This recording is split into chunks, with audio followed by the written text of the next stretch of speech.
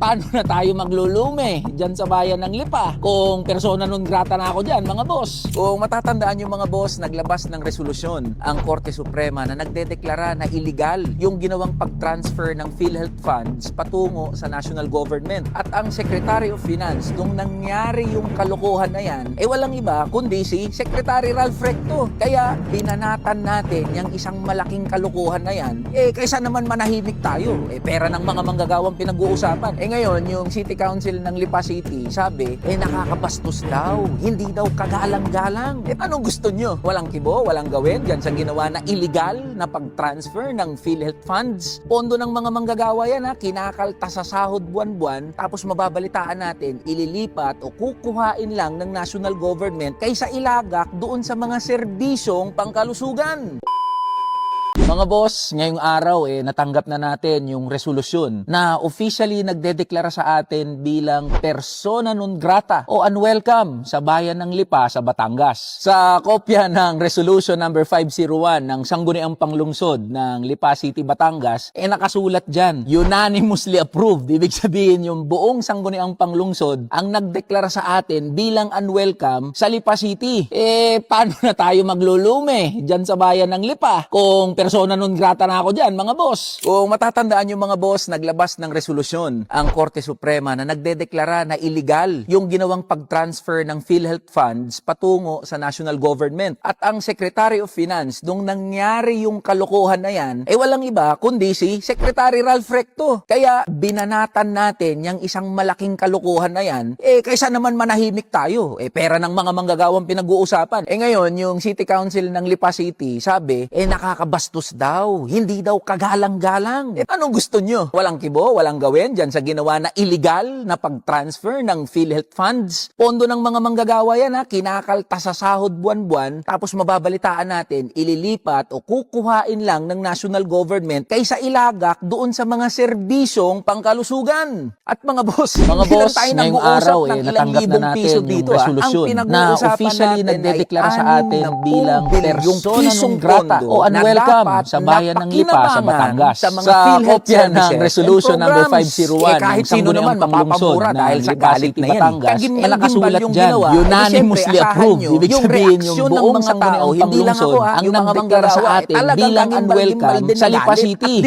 Paano na tayo maglulume dyan sa bayan ng Lipa kung persona non grata na ako dyan, mga boss? Kung matatandaan yung mga boss, naglabas ng resolusyon ang Korte Suprema na nagdedeklara na illegal yung ginawang pag-transfer ng PhilHealth funds hindi naman yan mapipigilan yung paglaban natin Secretary of Finance nung nangyari yung kalokohan na yan. Walang iba kundi si Secretary Ralph Recto. Kaya binanatan natin yung isang malaking kalokohan na yan.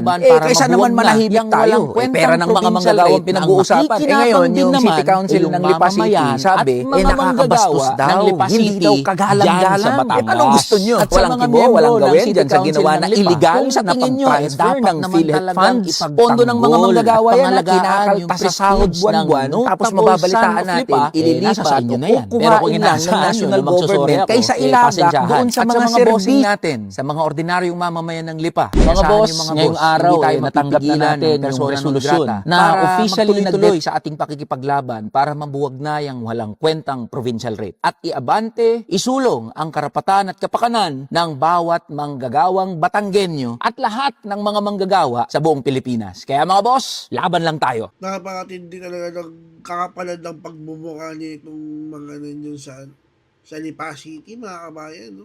Sila na nga po tinutulungan na mabuwag niya yung provincial rate. Pinagtatanggol na nga yung mga mamamayan. Pusing ka na.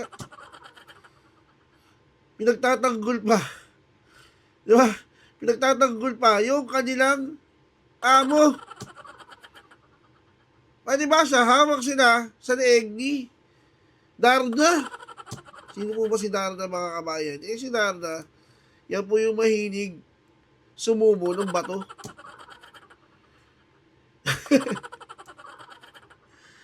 Pandakin mo, pinagtatanggol na nga tatanggalin na nga yung provincial rate. At dahil nga dyan, di ba?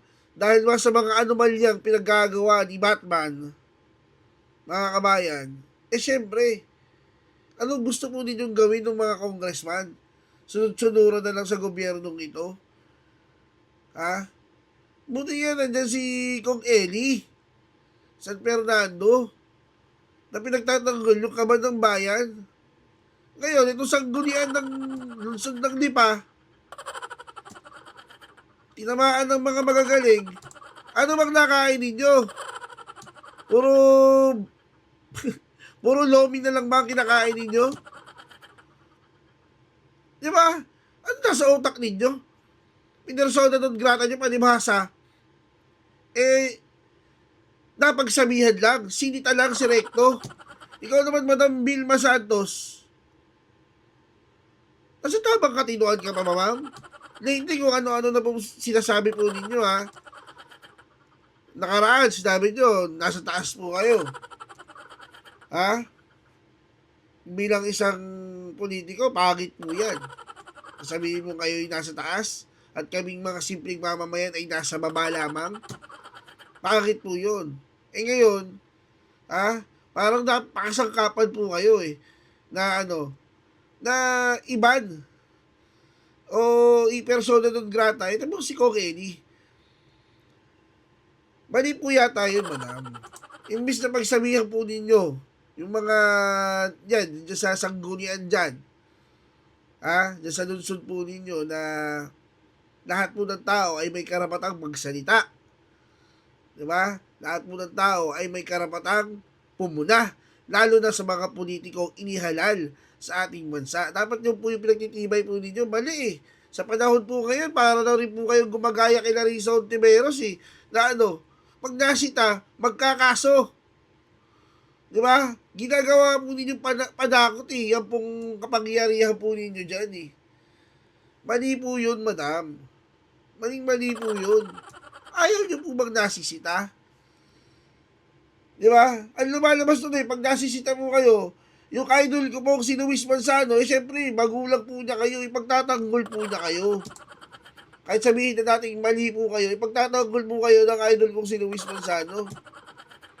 Tingnan nyo po si Luis Manzano. Di ba? Nananahimik na po. May buhay, may asawa na po yan. May pamilya na po Di ba? Tapos, sa social media, kapag inaasar siya, di ba? Katawa-tawa ka naman. Parang enjoyable ba? Enjoyable panoorin si Sir Luis. Tapos, siyempre, ganyan, pupunta kayo sa sentro ng issue, ipagtatanggol po kayo. Kung masisira na naman po si Sir Luis, sayang naman, Kaya, madam, dapat pinag-iisipan po natin. Yung mga ganyan. Mali Mantakin nyo. Ang iniisip ng tao, mapaganda rin yung lugar po ninyo. Nagkataon lang po na siyempre sisitahin po yung mali ng asawa po ninyo Dapat kayo po mismo bilang asawa, sitahin nyo rin po yung asawa po ninyo. Ang lumalabas parang hinahayaan nyo pa Bakit po, madam? Nakikinabang din po ba kayo? Sus ko, madam, sa sobrang yaman ninyo, hindi nyo na kailangan ng dagdag pa maraming pera. Lalagpas tayo sa henerasyon po ninyo Sa anak ng mga anak ng mga anak ng mga anak ng mga apo ng mga apo, sobra-sobra pa po yung pera ninyo. Di po ba? Ang gawin mo ninyo, maglingkod sa taong bayan. Suportahan nyo po yung sinasabi ni Kong Eli na tanggalin na po yung provincial rate na yan. At pag may mali sa yung ginagawa ng yung mister, sitahin nyo po bilang asawa. Yun lang po. Yun lang po, madam. Nakikisuyo lang naman po kaming nasa mama. Ganyan na lang po muna tayo mga kabayan At magkita-kita po tayo sa mga susunod pa nating video. Paalam.